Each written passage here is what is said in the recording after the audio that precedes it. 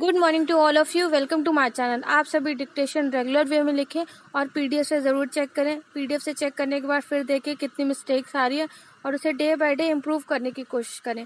और dictation daily लिखें, बिल्कुल भी स्किप मत करें, डेली डिक्टेशन लिखें। और वीडियो पसंद आए तो प्लीज़ लाइक और कमेंट करके ज़रूर बताएँ और अपने भी फ्रेंड्स और रिलेटिव के साथ शेयर करें। नाउ डिक्टेशन स्टार्ट करते हैं। डिक्टेशन स्टार्ट होगी 5 सेकेंड बाद, जिसकी स्पीड रहेगी 80 वर्ड पर मिनट। स्टार्ट।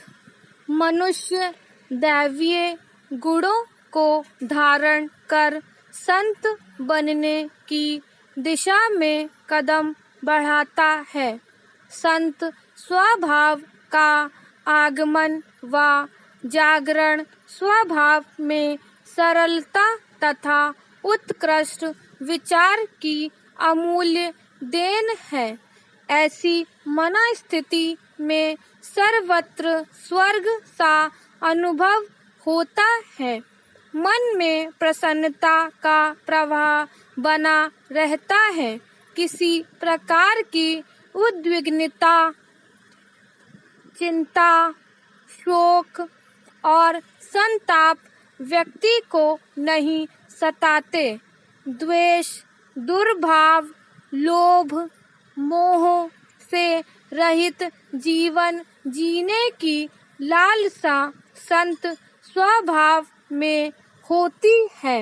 संत स्वभाव चंदन की सुगंध से भरा होता है।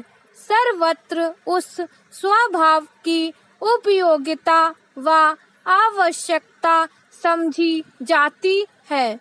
जीवन की मर्यादा व आदर्श संत स्वभाव में ही झलकता है। Para change.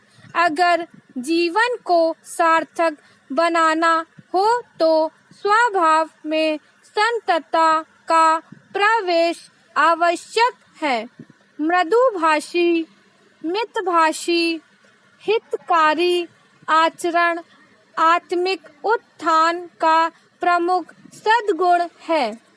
दुष्ट संतों के साथ भी दुष्टता करता है, पर संत उनकी दुष्टता को सहन कर उन्हें शीलता व संरक्षण ही प्रदान करते हैं। संत वृश्चिक का डंक सहकर भी उसे पानी से बाहर निकालकर उसके जीवन की रक्षा करते हैं। संत का हृदय घी की भांति स्निग्ध एवं कोमलता से परिपूर्ण होता है। उनके सानिध्य में रहने वाले शांति एवं प्रसन्नता ही पाते हैं। वे किसी का अहित ना सोचते हैं और ना करते हैं। इसलिए संत स्वभाव को महानता प्रदान की गई है। पशुता और जड़ता वाला जीवन मानव के लिए अहितकारी, अनुपयोगी व निंदनीय है। इससे समाज और संस्कृति कलंकित होती है। पैराचेंज। वहीं संत स्वभाव से ही समाज और संस्कृति की गरिमा बढ़ती है। संस्कार की वृद्धि होती है। जहाँ सुसंस्कारी स्वभाव है, वहाँ का समाज उत्कृष्ट माना जाता है। संत स्वभाव में संस्कार की सुगंधि बहुतायत मात्रा में होती है। संत स्वभाव में देने का गुण है। उसमें कुछ लेने की मंशा नहीं होती है। संत अपने तप से प्राप्त शक्ति व ऊर्जा को परहित और कल्याण में खर्च कर देते हैं। इसीलिए संत स्वभाव की महत्ता अधिक मानी गई है। स्टॉप। नेक्स्ट स्टार्ट होगी 5 सेकंड बाद, जिसकी स्पीड रहेगी 90 वर्ड पर मिनट। कृषि कानून विरोधी आंदोलन के 7 माह पूरे होने के बहाने प्रदर्शनकारियों ने राजभवनों को घेरने का जो अभियान चलाया वह 1-2 जगह छोड़कर नाकाम और निष्प्रभावी रहा, तो इसी कारण कि वह अपनी धार खोने के साथ अपने उद्देश्य से भी भटक चुका है।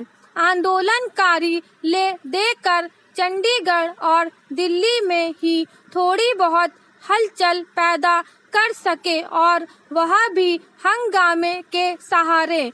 इससे साफ हो गया है कि आम किसानों का इस आंदोलन से कोई लेना देना नहीं। लेना देना हो भी क्यों, उनकी फसलों की रिकॉर्ड खरीद हुई और पैसा सीधे उनके खातों में पहुंचा। इसके अलावा वे इससे भी परिचित हैं कि विभिन्न फसलों का न्यूनतम समर्थन मूल्य यानी MSP लगातार बढ़ रहा है।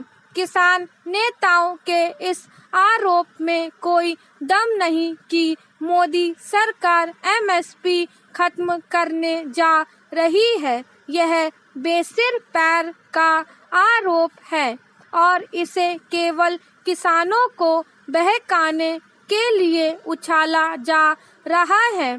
किसान संगठनों के साथ इस आरोप को उछालने का काम कुछ विपक्षी दल भी कर रहे हैं। वास्तव में अब इस अंदेशे की पुष्टि हो चुकी है कि विपक्षी दल किसान संगठनों को उकसा रहे हैं। गत दिवस राहुल गांधी ने यह ट्वीट करके किसान संगठनों को राजनीतिक दलों की शह मिलने की आशंका पर मोहर ही लगाई कि हम सत्याग्रही अन्नदाता के साथ हैं। Para change.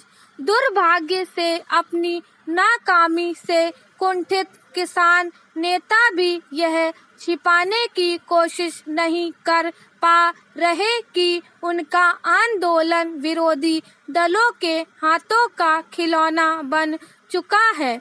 उन्होंने पहले बंगाल विधानसभा चुनावों में ममता बनर्जी के पक्ष में माहौल बनाया और अब यह कह रहे हैं कि उत्तर प्रदेश विधानसभा चुनावों में भाजपा को सबक सिखाएंगे। वे इस मुगालते में हैं कि बंगाल में भाजपा की पराजय उनके कारण हुई। वे इस मुगालते में बने रहे, लेकिन कम से कम यह तो देखें कि आम किसान किस तरह उनसे छिटक गया है। उन्हें यह भी एहसास होना चाहिए कि तीनों कृषि कानूनों को खत्म करने की मांग मनमानेपन के अलावा और कुछ नहीं। यदि किसी संगठन समूह के कहने से संसद से पारित कानून खत्म होने लगे तो फिर किसी कानून की खैर नहीं।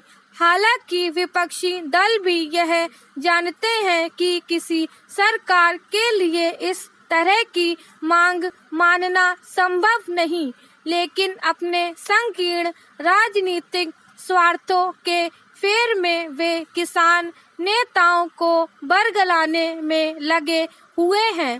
चूंकि विपक्षी दलों का मकसद इस या उस बहाने सरकार को घेरना है, इसलिए वे सतही मसले उछालते रहते हैं। इससे यही पता चलता है कि उनके पास ऐसे मुद्दे नहीं जिन पर वे जनता को अपने साथ ले सके। स्टॉप।